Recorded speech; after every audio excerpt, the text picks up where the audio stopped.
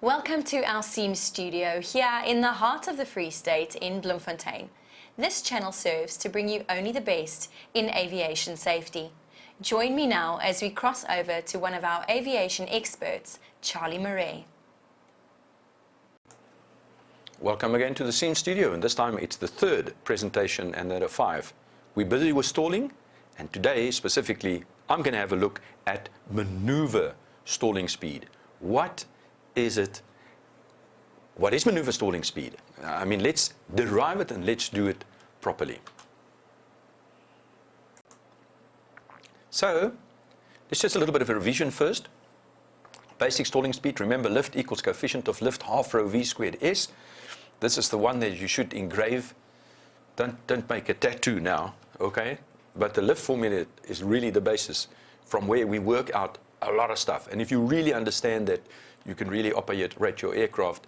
And later on, we're going to see how do we operate it inside its operating envelope. All right. Good. On here, we can see that we've actually got 2 basic formulas. The first one is just V that we derived from there. And that was a straightforward deduction, as we've seen before. So velocity equals lift. But now we said if we wanted to use that stalling speed and we want to couple it to when the aircraft cannot longer support its own weight, in other words, lift must be equal to weight, and when lift cannot be equal to weight, that's where the wings cannot carry the aircraft anymore. That point at 1G is what we were interested in. And that is the speed that you will see here, and that's why we put on the weight. Right, so here we've got actually 2 formulas. This formula has got a variable in lift. This one has got a non-variable in weight. So basic stallers thing we said is Vs is the weight. We've done that. We said that weight is a constant and is used in the basic stalling speed. Now, as load factor is 1. It's 1 because lift equals weight. Now, when is lift equals weight?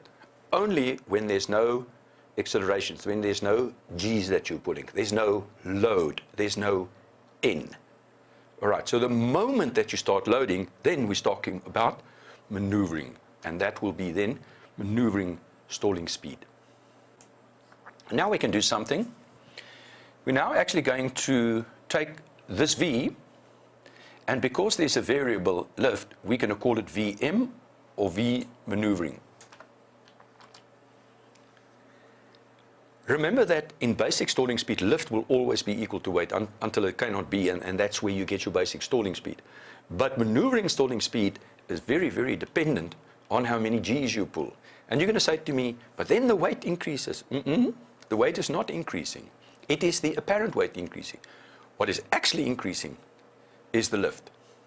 Let's take, if we're doing a steep turn. Now, I normally ask, when I say a turn, is that a roll, a pitch, or a yaw? So, okay, take the yaw a little bit out because we're going to balance the aircraft. But between the 2 other primaries, is the turn, is that a roll or a pitch? So just look at that, and then I'm going to leave you with that. As we want, let's say we want to do a steep turn. As we roll in, this is the roll, we stop the roll, and then we are pitching. The lift vector is seriously tilted, and the vertical component of the lift vector must now, well, it will become less because the lift vector is tilted, and it's got to go way beyond, so that actually, if you vectorize correctly, then the vertical component of lift will be the same as weight. And therefore, there will be an increase in apparent weight. But it's not really the weight, it's the lift that increases. That's all that I wanted you to just pay a little bit of attention to this stage. Note that the strength of L depends on the maneuvering, and it's a variable. The lift over weight now changes with load factor, which is your N, and we talk about a G. All right, those are basically the same. Remember I said before, the one is a scalar and the one is a vector. Don't worry about that. Not important now. We can freely talk about the G's at this moment in time. But remember, if we're using that N is the same as a G, we're talking about lift over weight. And the moment you start maneuvering, the lift will increase. Weight, well, unless you do air-to-area fueling, and we're not into that game for now. Unless you are throwing some parabats out or whatever. This is not what we're talking about here. All right. So W stays the same, and it is apparent weight, that one, that increases. That actually makes this whole exploiting of the lift formulas a little bit easier, because we've now got two formulas. The one is a constant with a weight, and the one is a variable with a lift. So now we're going to play these two off against each other. This you can immediately cancel out because they're the same. So if you take Vs, you move it to the bottom, square root of lift and weight to the bottom. There you go. Now note N, or your G, equals lift over weight. That I said before. Therefore, maneuvering stalling speed, that one, maneuvering stalling speed equals the basic stalling speed multiplied by the square root of the load or the G's. Keep that one in mind. Now, what is the implications now of this formula? So let's just put a couple of things to it. I've just used for ease 50 knots as your basic stalling speed, in other words, the Vs. And I said the load factor is 4, or 4 Gs that we're pulling. And Vm, maneuver stalling speed, equals the basic stalling speed 50 times the square root of 4 is 2, and therefore it's 100 knots. So now all of a sudden you see that as the speed increases, and you start hard maneuvering with the aircraft, what you're actually doing is you are increasing the stalling speed of the aircraft. So now if you come and you do quite a serious bank at low speed and pull up to impress your buddies, well, you can stall. In aerobatics, this is the first stuff that we actually teach the people. And this is what we have to face. But, once you make a mistake. But remember, we always start off with height, so that there's place to recover. But after takeoff, not much height, not much space to recover in. Another one. Let's say we're doing a constant 60-degree bank, and we did this where I said, remember, we're flying straight level. Okay, let me do it this way. And I'm going to roll it into 60 degrees, and then I'm going to pitch. If you are continually maintaining 60 degrees bank, and that we will later on do with turning, where I'll show you how to work it out. But there, if it's a constant 60 degrees bank, and you maintain your height, you'll find you have to pull back quite considerably, and then the G's that you pull will be 2. In other words, you're going to weigh twice your weight. But I just said your weight can't increase. That's what it's going to feel like, all right? So don't worry, don't go on if you want to die, just release the load. It's as easy as that. Okay, so if it's 2G, so I just quickly had to work out the square root of 2 is 1.44. So the maneuver stalling speed in a steep turn in this very specific aircraft that I'm using is 71 knots. In other words, from normal straighten level, going into a steep turn and maintaining a 2G turn, all of a sudden, the stalling speed has gone up. The stalling speed has gone up from 50 knots to 71 knot. That is what you really need to understand.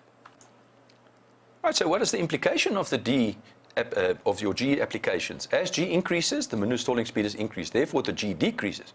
Look here, if it decreases, then it decreases. If you, for instance, take Vm equals Vb, and we used 50, and you're pulling 0 Gs, then Vm equals 0. And it's going to momentarily, all right? But theoretically not stalled. So when we do aerobatics, we actually exploit this.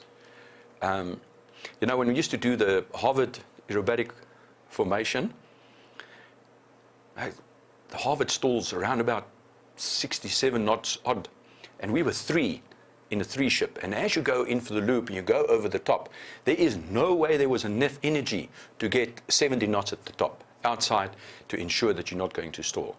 At best, we would have 45, 50. If you're lucky, you would have 55 knots. But why didn't we fall out and tumble out and flick out and all that?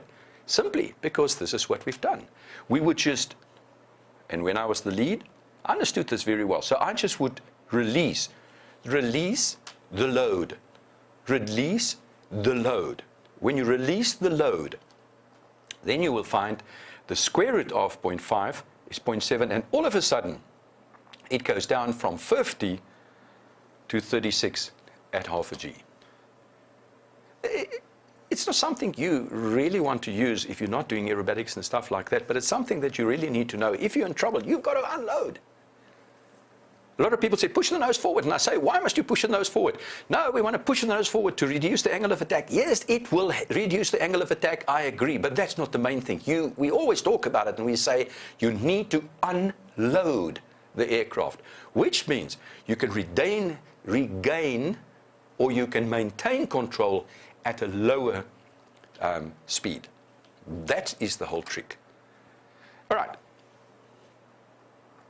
So, as a load of G result in a specific stalling speed, all other rates between lift and weight will end up at different maneuvering stalling speeds. So maneuvering stalling speed will really depend on what you're doing and how violently you're doing and how fast you're going and all that kind of stuff. Whereas basic stalling speed, straight and level, engine throttle back, aircraft can no longer maintain straight and level. But now we need to conclude.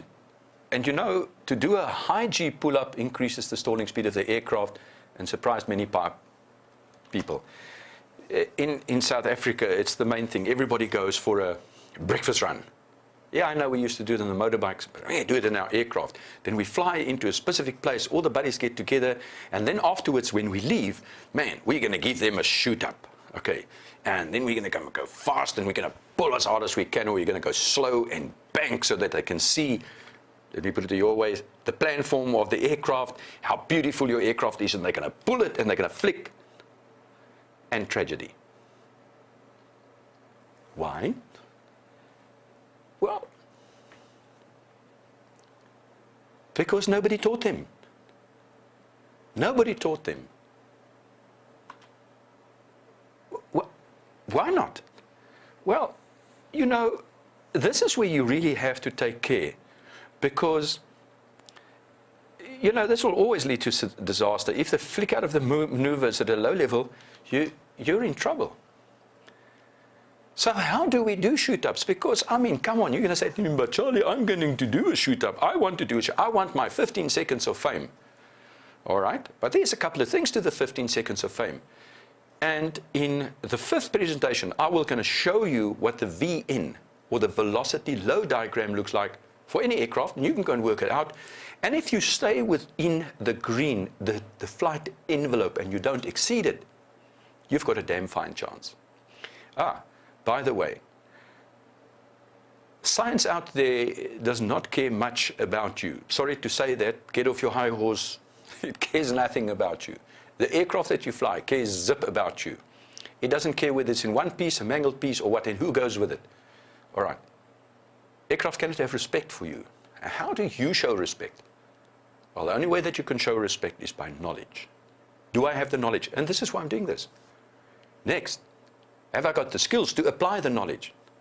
Because a lot of people say, yeah, we've talked about a spin a lot, and I know exactly how to recover from a spin. Really? I put you in a spin and I say recover, you're going to have a freeze up somewhere along the line. Why? Because you've never been exposed to it. Book knowledge is not the only knowledge. I agree, the foundation is knowledge, and that you get in books from other people, but you must get super training. If your instructor is scared of showing you advanced stalling and the problems with stalling, obviously at altitude, if he's scared to do that, find somebody that is not scared. Instructors, if you've never been taught, there's no shame in not knowing if you weren't taught. Shame on the person that taught you. But now that you know that you do not know, it's your responsibility to get to know. All right? That's the end. This was then the third in the fifth delivery. Take care. We hope you enjoyed that aviation snippet with Charlie Murray. Please make sure to visit our website www.aviationauditing.co.za. Follow us on both Facebook and Twitter, and subscribe to our YouTube channel under Seams Studio.